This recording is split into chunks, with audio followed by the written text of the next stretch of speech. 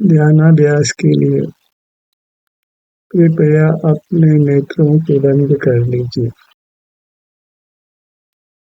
अपना मुख अपनी ओर कीजिए। अपने आभ्यंतर अमूर्त शरीर का एहसास कीजिए। जो भी शरीर में सुख दुख की स्थिति है उसका समभाव से अनुभव करिए। इसी विधि से मोह कर्म का नाश होता है, जीव की उन्नति होती है। यह इंद्रिय संयम है। मूल स्थान की वृद्धि इंद्रिय संयम से होती है। हम चरम चक्षु वाले जीवों का माप व्रत अव्रत से करते हैं, शुभ शुभ भावों से करते हैं, क्योंकि चरम चक्षु से वही दिखाई देता है। गुण स्थान का माप कसाय की स्थिति से होता है। कभी मुक्त नहीं होने वाला जीव अभव्य जीव, उसकी कसाई मंदतम हो सकती है, महाव्रत का परिणाम हो सकता है। उससे वह कोई मोक्ष मार्ग ही नहीं हो जाता है, भले ही शुभ भाव वर्तता हो। शुभ शुभ भावों से कोई मोक्ष मार्ग का निर्णय नहीं होता है। असहमी को मोक्ष मार्ग हो और सहमी को मोक्ष मार्ग नहीं हो। खुली आंखों से तो हमको ये प्राणी संयम ही दिखाई देता है और उसी को हम अपना लेते हैं, और यही वास्तव में हम अपने आप को धोखा देते हैं। मोक्ष मार्ग इंद्रिय संयम रूप है। बाहर नहीं देखते हैं, मूर्त पदार्थों को विषय नहीं करते हैं, तो हम मूर्त कर्म के बंधन को मिटाते हैं, कसाय की स्थिति टूटती है, हम मोक्ष मार्ग में होते हैं। अभी ये चिंतन का विषय नहीं हो कि परिणाम शुभ है कि अशुभ है। अभी चिंतन का विषय यह है कि इंद्रिय संयम है या नहीं है, क्योंकि इंद्रिय संयम तो दिखाई नहीं देता है। दिखाई देता है प्राणी संयम, तो उसी को जीव शीघ्रता से अपना लेता है और व्यवहार चारित्र में उसी का कथन होता है। निश्चय चारित्र में तो इंद्रिय संयम का उपदेश होता है। निश्चय चारित्र ही वास्तविक चारित्र है। कोई पंडित हो जाए, व्रती हो जाए, महाव्रती हो जाए, तो भी प्राय जीव दर्शन मोह का नाश नहीं कर पाते हैं। शुभ शुभाओं में भेद करते हैं, जो कि योग्य नहीं है। आचार्यों के मंतव्य को समझा ही नहीं है। आचार्य पुण्य पाप परिणाम का एक तत्व बताते हैं, उनमें भेद नहीं करते। मोक्ष मार्गी को पाप हो सकता है और महाव्रती को, जो मोक्ष मार्गी नहीं है, वह संवेदन शून्य है, उसको पुण्य परिणाम शुभ परिणाम वर्तता हो। शुभ शुभ परिणामों से मोक्ष मार्ग का निर्णय नहीं होता है, यह भली प्रकार समझ लेना है। जो जो आगे बढ़ते हैं त्यों त्यों कसाय की स्थिति टूटती है, उसी से मोक्ष मार्ग जाना जाता है। अनुभव करते हैं तो हम कसाय को पीछे की ओर धकेलते हैं, उधर नहीं आने देते। अनंत अनुमति को 6 महीने तक पीछे किया जा सकता है, अप्रत्याख्यान को 15 दिन और प्रत्याख्यान को 1 मुहूर्त मात्र।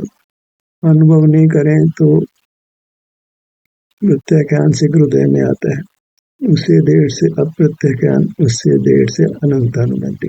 अनंतानुमति की अपेक्षा अप्रत्याख्यान अच्छी मानी जाती है, प्रत्याख्यान की अपेक्षा संतुलन। और ये जितने आगे है उतनी जल्दी उदय में आ जाती है, तो ज्यादा सावधान रहना पड़ता है, तो गुणस्थान टिकता है। आगे जरा भी ढील बरतते हैं तो कसाय उदय में आ जाती है और गुणस्थान गिर जाता है। चतुर्थ गुण स्थान में इतनी सावधानी नहीं हो तो भी सम्यक दर्शन टिका रहता है। व्रतादि का टिकना अनुभव के बल पर ही होता है। कसाय का उदय नहीं आना वह अनुभव के बल पर रहता है। अनुभव में चूके नहीं आपका गुण स्थान गिर जाता है, हीन कसाई उदय में आ जाती है। आगे बढ़ना है तो अधिक अधिक सावधान रहना है, शीघ्र शीघ्र अनुभव करना है कि मार्ग अनुभव रूप है। हमें सुबह सुबह में भेद करने की आदत जो पड़ गई है, उसी से जो नाप करते हैं वो नासमझी की बात है। मोक्ष मार्ग को हम समझते नहीं है, क्योंकि बहिर्मुख होते हैं तो उदय के आधीन है और चारों प्रकार की कषाएं अनंत अनुबंधी है। प्रत्येक संजम ये सभी तीव्र और मंद होती है, सभी तीव्रतम होती है, सभी मंदतम होती है। तो हम तो कषाय से नापते हैं, देखो ये कितनी कषाय करता है, मानी मिथ्या दृष्टि है, मुनि नहीं है, मुनि को कितनी कषाय हुई। कषाय से माप करना अच्छा नहीं है। हमको भेद ज्ञान वर्तना है बहिर्मुखता और अंतर्मुखता में, न कि कषाय की तीव्रता और मंदता में।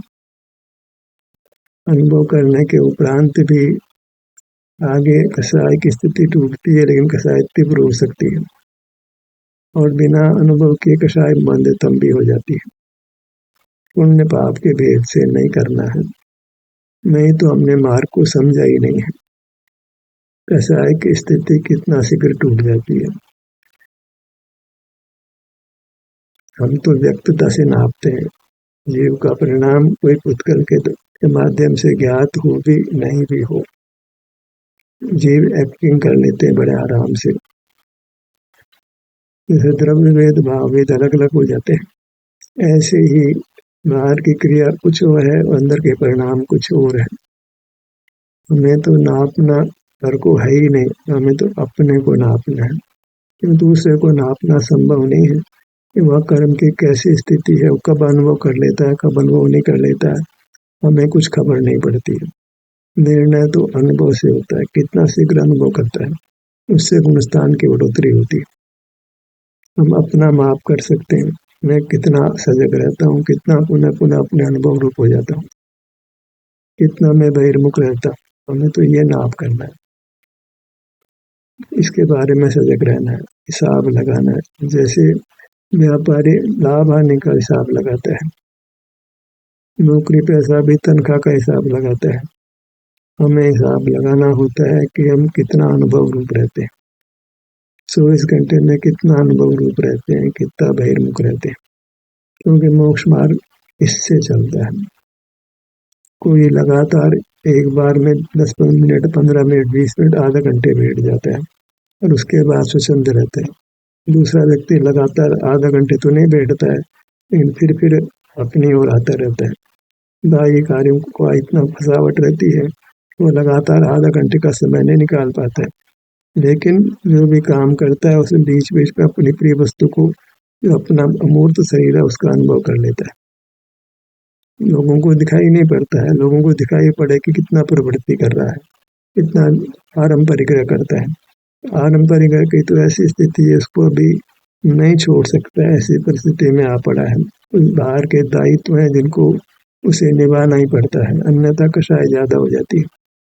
वो कषाय का वेग नहीं बढ़े, इसलिए बाहर के दायित्वों को, कर्तव्यों को निभाता है, लेकिन उसी के बीच में वह शीघ्र शीघ्र अनुभव करता है।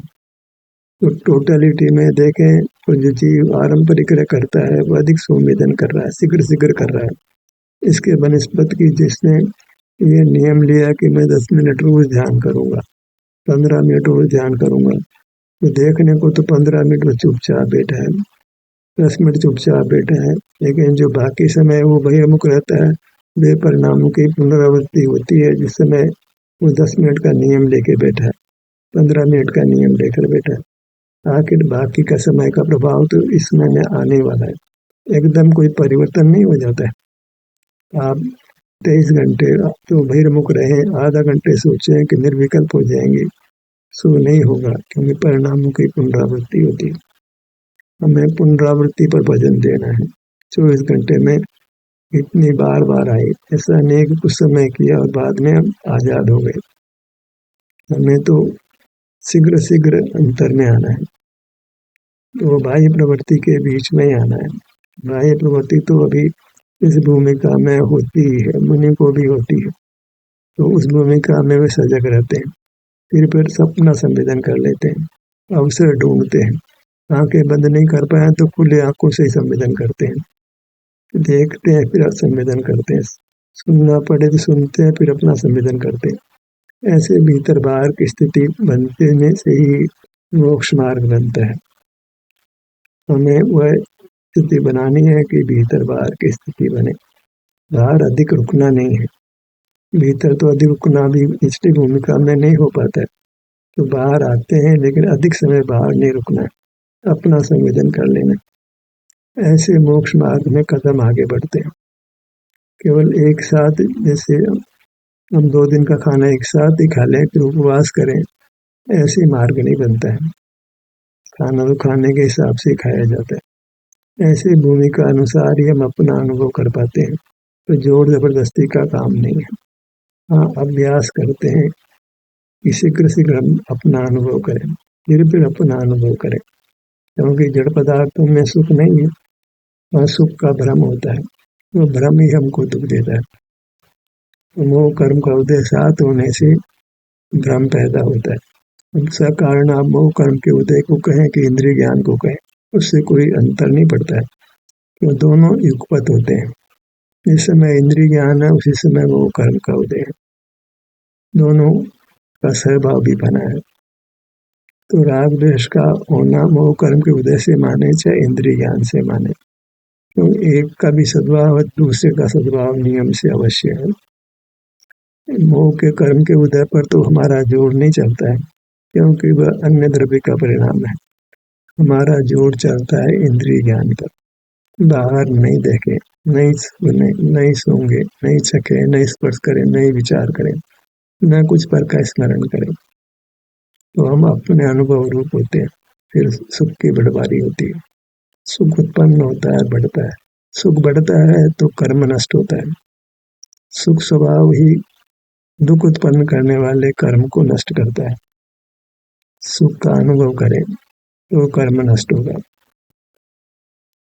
बाहर विषय सुख भी वास्तव में दुख ही है, सुख की भ्रमणा है, वह दुख ही है, उससे कर्म और बनता है। कर्म से मुक्त नहीं होते, कर्म से बनते हैं। अपनी ओर आते हैं तो वीतरागता होती है, वह निराकुलता है, वह सुख है, उससे हम कर्मों से छूटते हैं। फिर अपनी ओर आके हमने सुख भोगना है, वह सुख ही दुख को नष्ट करता है, उजाला ही अंधेरे को नष्ट करता है। दुख का नाश करना चाहते हैं तो सुख भोगिए। दवा खाने से कोई दुख मिट जाएगा सो नहीं बनेगा, भोग सामग्री भोग लेंगे दुख मिट जाएगा सो नहीं मिटेगा। बाहर में मनोरंजन करेंगे दुख मिट जाएगा सो नहीं मिटेगा। दुख मिटने के लिए तो हमको पारमार्थिक सुख भोगना पड़ेगा, और वह पारमार्थिक सुख तो अपना मुख अपनी ओर करने से मिलता है। वही वास्तव में दुख को नष्ट करता है, संसार को नष्ट करता है, उजाला ही अंधेरे को नष्ट करता है। हमें तो सुख उत्पन्न करना है, तो दुख समय उत्पन्न नहीं होगा, दो विरोधी भाव एक साथ नहीं होते। तो हम सुख भोगे, सुख स्वभावी वस्तु हम स्वयं ही है, उसका अनुभव करके सेवन करके हम सुखी होते हैं। सुखी होते हैं तो दुख नहीं होता है, तो दुख का कारण कर्म नहीं होता है। कर्म का नाश होता है, दुख मिटता है और सुख का अनुभव होता है। प्रयत्न यही करना है कि हम अपनी मूर्त के सन्मुख हो, चर्चा वार्ता भी बाहर आए तो इसी के बारे में करें, उसमें अवसर रहता है। कोई शुभ भाव करें, परोपकार करें, उससे अपना अनुभव होगा, ये तो संभव नहीं है। चर्चा तो पर की और अनुभव अपना हो, तो शुभ भाव से शुद्ध उपयोग निकट है, ऐसी बात नहीं है, क्योंकि महावृत्ति को भी शुद्ध उपयोग नहीं हो पाता है। तो ऐसा मानना कि शुभ उपयोग होगा तभी शुद्ध उपयोग होगा, तो चिंतन अच्छा नहीं है। इस चिंतन में हम बहिर्मुख रहते हैं, शुभोपयोग में रुकते हैं, उसी को धर्म मानते हैं, उसे धर्म होना मानते हैं। शुभोपयोग शुद्धोपयोग का कारण बिल्कुल नहीं है। पर सन्मुक्ता से सन्मुक्ता कैसे हो सकती है? सन्मुक्ता होती है अतीन्द्रिय सुख के भोग के संस्कार से। जो अपना अनुभव करके सुख मिलता है वह हमें अपनी ओर बुलाता है। शुभोपयोग अपनी ओर नहीं बुलाता है। किसी का परोपकार करेंगे, उससे अपनी मुद्रा का अनुभव करेंगे, ये कोई बात बनती नहीं है। अनुभव करें तो अनुभव के संबंध में बात होती है, भले उसको आप शुभोपयोग में डालें, पर अनुभव के बारे में चर्चा कितनी होगी, उसकी कोई सीमा है, उसकी कोई मर्यादा है। अपने आभ्यंतर अमूर्त शरीर की कितनी बात करेंगे? तो एक रूप पदार्थ है, एक सुख स्वभावी है, इसमें द्वैत ही नहीं है। वहाँ शब्द अंकों का काम ही नहीं है। वहाँ शुभोपयोग का होना कैसे संभव है? शुभोपयोग से शुद्धोपयोग की बात करना अजीब नहीं है। अनुभव से ही सम्यक ज्ञान पैदा होता है कि बहिर्मुक्ता अच्छी नहीं है, अंतर्मुक्ता अच्छी है। और बहिर्मुक्ता में शुभ शुभ का भेद करता ही नहीं है, नहीं तो अवश्य ही शुभ में अटकेगा। जो पुण्य पाप में अंतर मानता है घोर संसार में डलते, घोर संसार में भ्रमण करता है। हमें पुण्य पाप में अंतर करना ही नहीं है। अनुभव के बिना जितना भी व्यवहार चरित्र होगा वो व्यवहार आभास होगा और उससे संसार दीर्घ होता है। हमें सिर्फ एक ही लक्ष्य बनाना है, अपनी मूर्त के आश्रित रहें, अपनी मूर्त के अनुभव रूप रहें, तो सब कुछ जो होने योग्य है वो होने वाला है। कर्म का नाश ही होने योग्य है, उसमें निश्चित कर्म का नाश होगा। तो कर्म नाश होगा तो मुक्ति होगी। कर्मों का नाश होना ही तो मुक्ति है। कर्मों से दुख होता है, कर्म का नाश होता है तो दुख से मुक्त हो जाते हैं। जब दुख नहीं होता है तो अपने सुख स्वभाव से सुख होता है। दुख ही सुख को रोकता है। हमें अपने आप को दुखी नहीं करना है। दुखी होता है बहिर्मुखता से, तो बहिर्मुख नहीं होना है, तो हम स्वयं सुखी होंगे, हमको सुख का भोग होगा। वही हमारी वांछा भी है। दुख किसी को प्रिय नहीं होता, हमको दुख प्रिय नहीं है। सुख ही प्रिय है, तो सुख को भोगना है। कैसे भोगना है कि हम सुख के बने तत्व हैं, तो अपना अनुभव करें, दृष्टि को अपने में विस्तारित करें। पर की चर्चा भी कथा है, कोई पर क्यों ना हो, सबकी कथा भी कथा है। अपनी कथा सुकथा है। अपनी कथा तो अनुभव रूप होती है, क्यों? आप अनुभव का विषय है, संवेदन का विषय है, चर्चा का विषय नहीं है। आत्मा की चर्चा तो अभवी को करता है, तत्केन उससे क्या होता है? मुक्त नहीं होता। अभवी का तो नाम दिया जा रहा है। भव्य भी यदि आत्मा का अनुभव नहीं करता तो उसका भी मोक्ष नहीं होता है। भव्य भी अभवी समान होता है, वो तो और खतरनाक बात है। भव्य होकर भी अभव्य जैसा रहता है, ऐसा होकर के भी जो भूखा रहता है वो मूर्ख है। भव्य होकर भी अनुभव नहीं करता है तो अभव्य से भी ज्यादा खराब है। गुरु का उपदेश भी मिलता है, शास्त्र भी मिलता है, तो भी कुछ समझ नहीं आती है, अंदर की ओर वृत्ति ढलती ही नहीं है। हम केवल मूर्त शरीर को ही देखता है, अमूर्त शरीर की बात उसको समझ में ही नहीं आती। कहते हमको भी अपने अमूर्त शरीर की बात समझ नहीं आती है, तो हम भी अब भी समान है, मुक्ति होने वाली नहीं है। क्या करें? हमें अपने अमूर्त शरीर को समझना है, उसको समझ आती है अनुभव से। जो शरीर में सुख दुख होता है उसका अनुभव करें तो हमको हमारा शरीर लक्ष्यगत होगा। अपने अमूर्त शरीर में सुख दुख होता है, मूर्त में नहीं होता है। जहाँ सुख दुख का अनुभव करते हैं, शरीर में होने वाले सुख दुख का, तो साथ में मूर्त शरीर भी लक्ष्यगत होता है।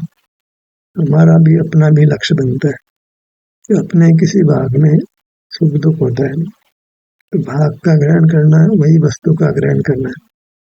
बच्चे के हाथ को पकड़ा तो बच्चे को ही पकड़ा है, बच्चे के पैर को पकड़ा तो बच्चे को ही पकड़ा है।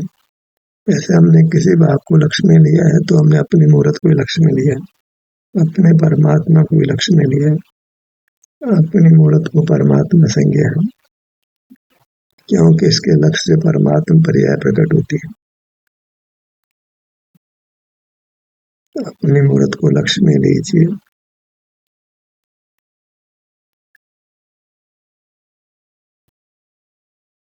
इस लक्ष्य में आप ठहरते हैं तो आप में शुद्धि बढ़ती है।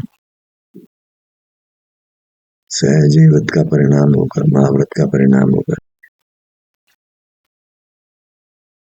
मूल मार्ग सामलोरे करी वृत्ति अखंड समय अनुभव करेंगे तो सहज ही तरीका का त्याग होता है, आवश्यकताएं कम हो जाती है। इतना है कि वो लोग दिखावे का व्रती नहीं बनता है, उसकी घोषणा भी नहीं करता है, उसका कोई उत्सव भी नहीं बनाता है, चुपचाप काम करता है, गुप्त रहकर अनुभव का पुरुषार्थ करता है। लोक प्रसिद्धि से डरता है, भक्तों की भीड़ नहीं लगाता है, अकेला रहना पसंद करता है, क्योंकि अनुभव का पुरुषार्थ अकेले में होता है। संग में तो अनुभव बिगड़ता है, नष्ट होता है, अनुभव नहीं कर सकता। अपना मुखमंडल, ललाट का भाग, भ्रूमध्य का स्थान, बाएं नेत्र का स्थान,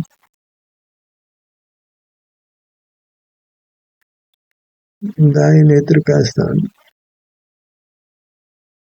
कितना अच्छा लगता है जब अपने स्थान पर आता है तो क्या व्रत करेगा, क्या महाव्रत करेगा। बाहर की जीव रक्षा के परिणाम से कौन सा सुख मिलने वाला है।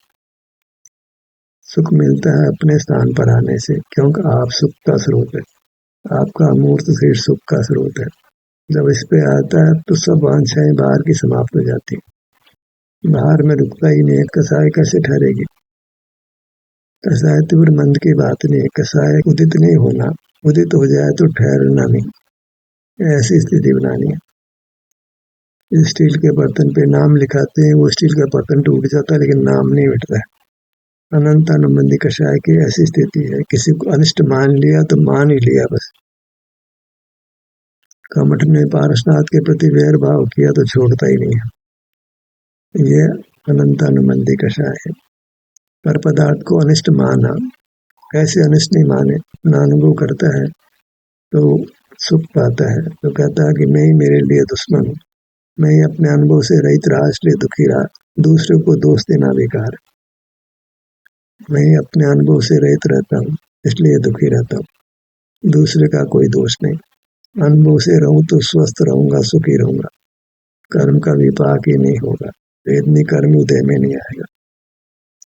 भगवान कौन सा शुभ कार्य करते हैं, कौन से व्रत का परिणाम करते हैं। कोई व्रत का परिणाम नहीं, कोई शुभ परिणाम नहीं, और परम सुख का अनुभव होता है। अपने कानों के भाग पर आइए। नासिका, मुख, सर्वांग में स्पर्श इंद्रिय है तो दृष्टि को अपने सर्वांग पर पसारिए।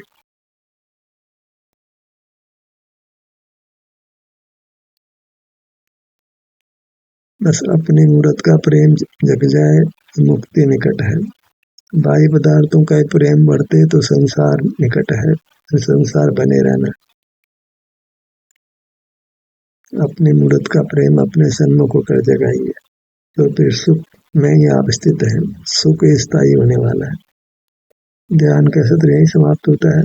आपकी सहभागिता के लिए धन्यवाद।